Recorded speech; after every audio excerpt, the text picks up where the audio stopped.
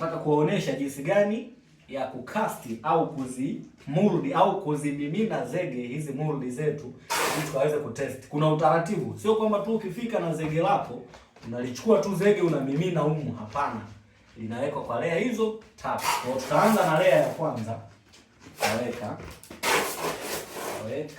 layer ya kwanza hiyo, utaweka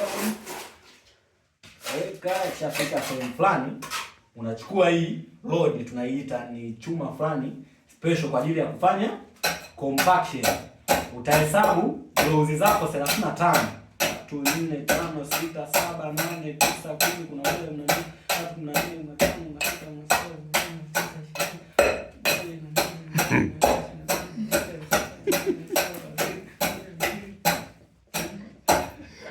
6. Ukishafanya hivyo, hiyo ni layer ya kwanza. Toka hapo unaweka tena zege lako lingine, layer ya pili. Baada ya layer ya kwanza kumaliza, weka layer yako ya pili nzuri kabisa. Ya thickness gani? Layer ya pili ni unakadiria tu. Okay. Wewe kuona kwamba layer yangu ya kwanza unaigawa mara 3 mrudi yako. Okay. Una compact tena.